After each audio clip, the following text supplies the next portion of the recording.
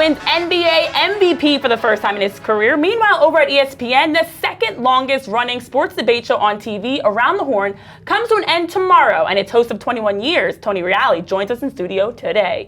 Hello and welcome into Front Office Sports Today. I'm Renee Washington from our FOS studios. I'm Baker Machado. Thanks so much for joining us. No mute buttons on this show, but Renee and I are chatting the biggest stories happening in the business and culture of sports every weekday. And we got a big show ahead, including Tony Reali. But first, let's get to some of the headlines in the shoot-around. Some sad sports news. Rest in peace to longtime Indianapolis Colts owner Jim Irsay, who passed away peacefully in his sleep Wednesday afternoon at 65. And Jim has been so pivotal over the years, Baker, in so many aspects of the Colts. Their Super Bowl runs, including that 06 title led by Peyton Manning and Tony Dungy, the 08 transition to Lucas Oil Stadium, and even as he took over from his father, Robert, at 37 years old after his dad passed away, to lead this franchise, and now it does get passed off to his eldest daughter, Carly. Yeah, Carly at 44 years old, now the youngest of all of the owners out there. She, like her dad, at when he was early in his age at 37, was the youngest at the time when he took over at the Colts. She also is one of 9 women owners within the NFL as well, which is really impressive to see that stat. Yeah, so much has changed since he joined the front office when they relocated from Baltimore. Well, also with 71 out of 100 first place votes, congratulations to Shai Gilgeous-Alexander on being named the NBA MVP for the first time in his career. The 26-year-old stat line this regular season only joins Michael Jordan as the only other person that's had a stat line like SGA. So for anybody that's wondering why he won MVP, he's in great company. But also, he did lead the top-seeded Thunder to be now one of just 7 teams ever to have at least 68 regular season wins. Look, and 7 straight international players have now won the MVP award, which is incredibly impressive for him. Look, he's put a great performance together. I think those of us who maybe thought Nikola Jokic, who also had an equally incredible season as well, was deserving of this award. I think we're shocked at how this was not close. I think we thought this would be closer than it was, and the fact that SGA still beat Joker by like 40 first place votes shows far and away that most people thought that he was the best player this year. Yes, well, with the Dallas Stars and defending champs, Florida Panthers, both up 1-0 in their respective conference finals, NHL playoff ratings are down bad. Now, games on the ESPN platforms are down 28% compared to last year. Over on TNT Sports platforms, they're down 19%. And Baker, a big part of this, people are wondering, is if because of the 5 out of the 16 original playoff teams being from Canada, knowing the media deals that the league has, where they have a separate NHL media deal for the Canadian viewers, but then also ESPN and TNT only exclusively for U.S. viewers. I mean, you would think so, but the ratings for Canada, they're actually up. I mean, if you combine the U.S. and Canadian audiences together, the NHL playoffs are actually up 5%. So maybe the Canadians are actually holding this all together. Maybe. Well, ESPN's Around the Horn is sadly ending Friday, May 23rd, and after 23 years, we're going to have the host, Tony Reali, join us in studios. Let's catch up with him in our main event.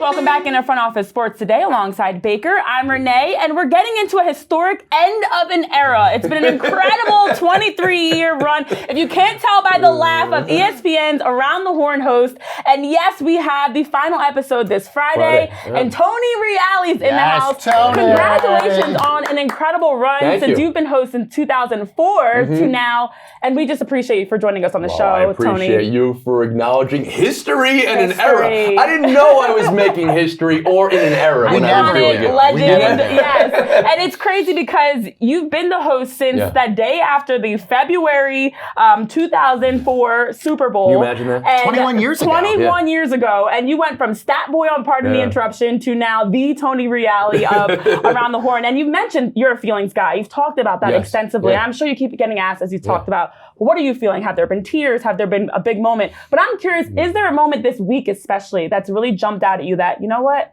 I did my part in building a great broadcast for ESPN with Around the Horn. I feel that in my bones. I feel that in my bones. What I feel is the connection with viewers, I think we've all lived a little publicly while we do a show, and we have feedback, and we're getting that. And I've received some of the kindest words throughout my career, but at this moment, it is a lot of positivity, which is a beautiful thing to wrap yourself in. But if there was one moment this week on the show, it's saying goodbye to the people I've worked with. Now, I have a job where I talk to people every day, but via a satellite, like Zoom. So I've been in the same space with people I genuinely love and work with 4, 5, 6 times. I've been in the same space as Woody Page, who I've done 4,000 episodes of TV with. Some people would say, I'm sorry for that. Right. No, we love You've been Woody fortunate, fans. yeah. Right, but I was telling you this as I sat down, you know? You're not always guaranteed a goodbye in life. Right. And that's a truth of real life, right? You might not be able to say goodbye to somebody. Life may just throw a monkey wrench in everything. So having that moment to express gratitude is a wonderful feeling. Well, I think also, you mentioned the 4,000 episodes. Yeah. I mean, we've all grown up or watched Around the Horn in some capacity during our lives. And Nick Wright from Fox Sports this was too much. actually said This was too Around the much. Horn is the single most important show that ever existed. Well, that might be a bit hyperbolic. What do you sort of want Around the Horn's legacy to be when you look back in a time capsule at this moment? I would first value everybody's opinion. And if it was the exact opposite of that, I would say, sure, make your case like you're on Around the Horn and I'll score you. I would give him some points for saying that, take some points away. I mean, I think the connectivity is a little bit of it's not a magic trick, but it was something I was intentional about. This is a show about sports. And I know I've talked about journalism in some interviews, and we all love that. We saw people who did journalism for newspapers on TV, and then it was expanded to radio people and beat reporters. When they were on our TV, we were doing commentary on our show, and we were having fun with it in many places. And the evolution to maybe talk about things that I felt were important parts of the stories, the feelings, Renee, you just talked about, and the heartfelt nature of stories, that was an evolution of the show. I'm proud of that. I'm just proud introducing voices. I'm proud that the show was a place where you can maybe meet somebody new that could feel like you were having a great conversation about sports with. And what's great is during your time on the show, you met somebody new. You're now wife. You've gotten married. You've had 3 children. You've evolved as a man. And also, what I appreciate is not only did you grow through the show, but so many others have talked about how the show, Mina Kimes, J.A. Adonde, various panelists that you've had on the show that mentioned they evolved in their careers, ability to talk sports, and even just being a part of the changing landscape, whether it was the all-black panel or bringing more women involved. How did you find that blend to be so successful for so many years of your evolution, being that warm, engaging personality that we feel right now on the show, to also invite others in to be a part of that Around the Horn family? Well, I mean, I do think my dream was to be a sportscaster, but being a TV host, you know, your job is to snap the ball and put other people in position to win. You're a center in some ways. I know you can host like a point guard. You can host like Steph Curry and shoot 35-footers. That's not the type of way I felt that show needed a host to be. So it's about setting people up. And the job of a opiner, a columnist, is to show people their view, their point of view. It's about perspectives. So when I first started on the show, it was a panel of 5 to 6 who are working every show, and that's a wonderful dynamic. We have that on PTI. You know, Tony and Mike are going to be on every day. And I thought it would be important to have a little differentiation. So this would be a show that you would get more variety, an eclectic group of people. And I want to be able to have any conversation at any time. If we were to talk now on the street about sports, you know, you can bring anything you want to the table. I'm not going to say, wait, hold on a second. I don't want to hear about your private life while we're having this conversation. We'd have a flowing conversation. But I want the 20-year-old to be able to talk to the 70-year-old. And I wanted men and women, of course. And I wanted people from different backgrounds and different sports. And I still think we could have kept on expanding and bringing in more voices because there's no limit to that. And every conversation, I think, is better with full voice. And that's really important. And we're going to take a quick break. But coming up, we've got more conversations with Tony around why ESPN decided to end the show. And welcome everyone back to Front Office Sports Today with Renee Washington, Baker Machado. We're joined by Around the Horn host Tony Reali in studio. You found out about the cancellation in a New York Post article. Yeah. I mean, I think that they were thinking about it. Right. Yeah. But you've also said in interviews there was still gas in the tank. That you thought the show could still keep going. Yeah. You know, former panelists like Jamie Ariotti have said it was too woke. Politics maybe played a role in this. Do you know if that was true? And do you know why ESPN decided to end the show? I don't know if I have an answer. I don't know if I need an answer. I mean, a creative difference in the network decision making that's understandable to me. I can live with that. If you believe the show was one thing or the other, show me. Give me 20 examples. Give me 30 examples. That's how I feel. You know, we've done 50,000 topics. I don't believe the show was to anything, honestly. Maybe we had a lot of people. I believe that was a strength of the show. Maybe we did a lot of different stories other shows on the network weren't doing. I believe that would be a strength of our show and of the network. That we had a host that was very heartfelt and too feely and too serious for some topics. Maybe that is a good thing to have when other shows can put on the good cop, bad cop hat or the cowboy hat and laugh at the Cowboys for losing. I think a network is best having many different things. So I operated in that way. But I never got one note other than keep on doing what you're doing. And I didn't get many of those either. I felt very comfortable that the show was in a safe place. So it was never, we didn't have controversies. Right. We didn't have, I never once did I say we should retract something. Never once did I hear from anybody making decisions. But I don't know if I'm going to ever get that answer or need that answer. I don't. I mean, it's going to be a couple of reasons. But I know, again, what our value was. I know how this show drove ratings. I know how this show expanded the universe of the industry to the benefit of the network.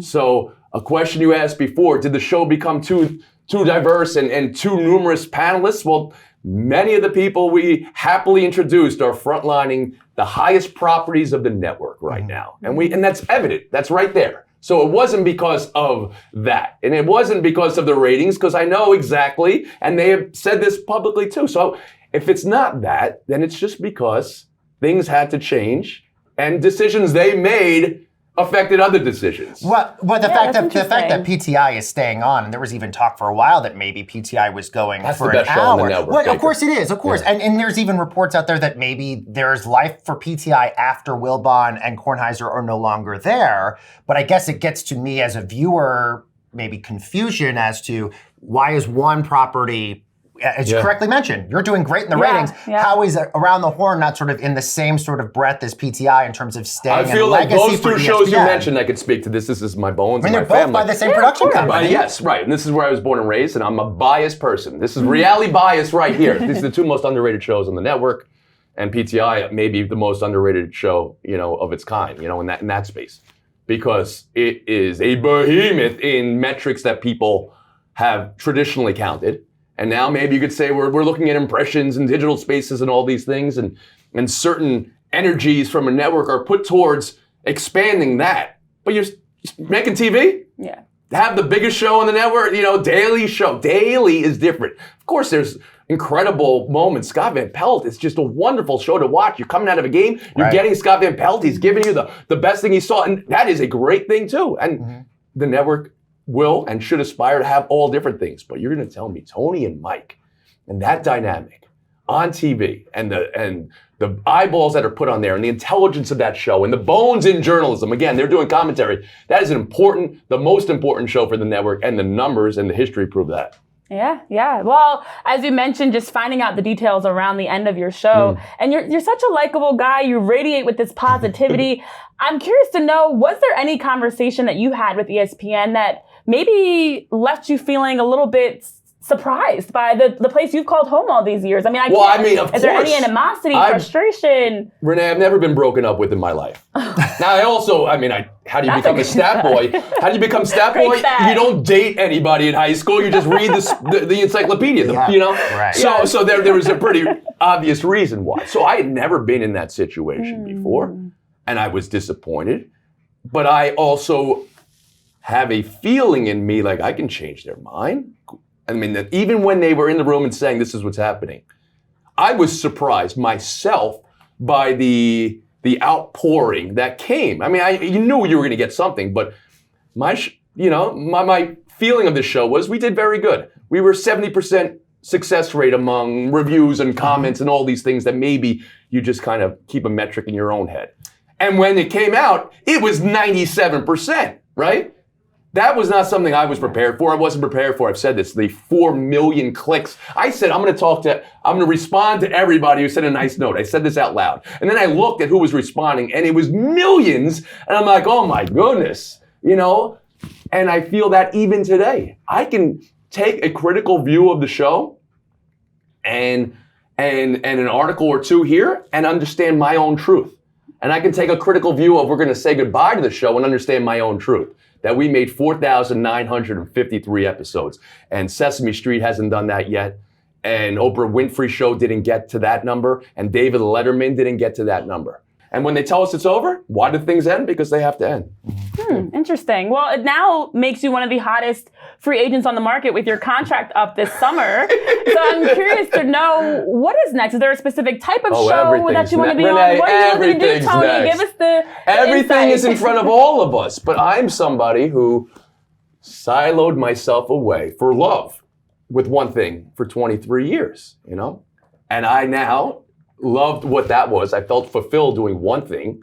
And now I want to do everything. So for me, I have, as you may have alluded to, become an adult on TV. I was a kid when I started. I was early 20s. 23 on PTI, 25 when I was hosting a show. I had to figure out who I was as a person while I was doing the show, and I appreciated the breadth to do that. But now I know who I am, and I know how much I love doing the mechanic of TV, and of course I love sports more than anything.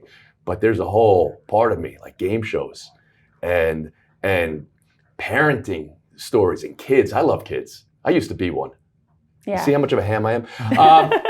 And the fact is, I think there's going to be incredible programming available in new landscapes that I'm now still educating myself. The digital world. I didn't know what that was. I dreamt of having a TV show on ESPN.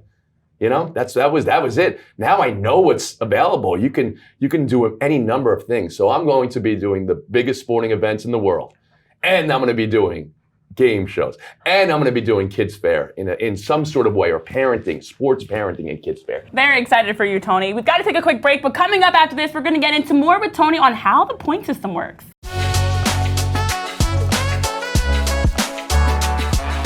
And welcome back into Front Office Sports Today. Baker, Renee here alongside Tony Reali. And Tony, one of those burning questions that I feel like a lot of viewers have, and I know even over the years as I've watched, how do you get points? Because it feels very, are you getting help? Give us the landscape of Am a I point giving made. help? Is it you just off the cuff? Are you I saying like I that needed point help thing. giving No, points? that boy in your ear? Like, I mean, what exactly I'll tell you, is the here's what it process is. for a point? And I'm going to talk a little bit more about this in our finale, because I do want to pull the curtains back. Yeah, absolutely. Is there an Oz back behind the curtain that we're missing? We were watching Wicked on the regular with the kids right now. Oh. Love that. So I think it was important for the scoring to be fun, relatable, unpredictable, or maybe the show in general, relatable and unpredictable. For me, that's a stick for any TV show I want. A sitcom, I want it to be relatable and unpredictable. So I'm trying to make the panelists come off as human, even while making this great sports argument as possible. And I'm trying to make something unpredictable in the show. That to me became, the mechanic is the scoring system. So now, how I score you one day may not be the way I score you the next day. Because life, this is going to sound so silly, and I take myself very, life scores you differently every day, Renee.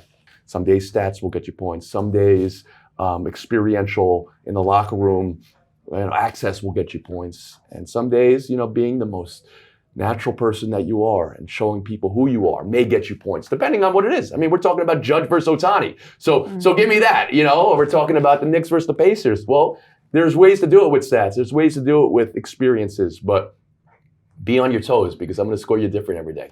Tony, we got time for one more question. What do you got? What is the most interesting thing that we have never seen on Around the Horn that has happened behind the scenes, or a conversation with a panelist that you will remember the most over the course of the 20 plus years of being on this, that we've never seen or witnessed? Well, I mean, I do think the scoring is probably that answer. That's one answer. The second is that I would try to purposely make everybody forget they were on TV right before we went to TV. This was a trick I would pass on to you, right? If you're interviewing somebody who is either maybe anxious, because we all have our anxieties before we go on, nervous, whatever. We sat down in our chairs and had them request music whichever they like. I remember this because Bill Plaschke, the 9-time columnist of the year, always picked ABBA. So now we're listening to Dancing Queen or with Waterloo or, with all these things, and it would not necessarily land with the 3 other panelists, but he'd be in his chair doing his little Plaschke dance. And now we're making fun of his music. And now we're talking about, well, here's what, at the wedding I danced up, and now we're in a complete conversation that's different than, while they're still in the back of their head thinking about Pacers versus Knicks, they're already in a space now where they're more relaxed, and then you're just ripping the show. Yeah. Love that. Well, He'd be great. congratulations on an incredible run, because when you started back February 2nd, 2024, the world was clamoring around the controversial halftime show by Justin Timberlake and Janet Jackson. I was more into the Patriots beat the Panthers. Yeah, I know. I had to put on a tie that day. But you see, dress for the job you want was the expression that we used at that moment. Now I don't know what my job. Would I want to be a motorcycle, gang leader or whatever? Still looks good. You definitely give it motorcycle vibes. But thank you for all the tremendous work over the years with Renee all Baker, the incredible episodes of Around the Horn of nearly 5,000 is upwards that we're getting at. So fantastic run. And now we get to see the next chapter for you, Tony Reali. Wonderful job on FOS today, guys. Thank you so for much. making me feel at home. Thanks, Tony. Now let's see what's bubbling over at the FOS water cooler. Baker, is Giannis Antetokounmpo bored, or is he trying to dethrone Kevin Durant as the face of NBA Twitter? He's been very active on X lately. We saw him do a live Q&A that he was actually responding to fans that got people stirring around trade rumors and commotion. And then now he actually was trolling when SJ was announced and Shams broke the news on X as the MVP. He actually tweeted out, "What? I know. Did Shams got Shams got hacked? Shams got hacked? No way this is true. What is Giannis doing? Who is this guy? I love Twitter Giannis. I don't know if I'm a fan of Twitter Kevin Durant, because Kevin Durant does really troll people, and I think he really wants fights. I think Giannis is just being silly, and I think to your point, I think he's bored. My favorite tweet that he responded to the other day is somebody said, Giannis is trolling the internet, and he responded, life is way more fun that way. So I think he's just enjoying this moment that he is part of the collective conversation of where he's going to go, and I think he's got the time off, and he's watching the NBA playoffs and commenting on it like the rest of us. Listen, they've been eliminated in the first round the last 3 seasons. You'd think by now he'd have it figured out. Just kidding. Sorry, Giannis. Catching a stray. But it is interesting to see this personality. He does seem like a very likable, funny, down-to-earth guy, and I'm here for this level of trolling by him. He was in one of the finalists for the MVP. Yes, exactly. Yeah. So maybe that's why it makes it funny. Actually, what would make it more hilarious if Jokic had a Twitter account, which he doesn't, and he wrote, "Did Shams get hacked?" That would light the entire place on fire. That definitely would. Well, coming up on Front Office Sports today, on our episode tomorrow, we're going to have NASCAR's top driver Kyle Larson and former Boston Celtic Antoine Walker closing out the week. So stay tuned to join us then. Until next time, see you guys soon. Bye.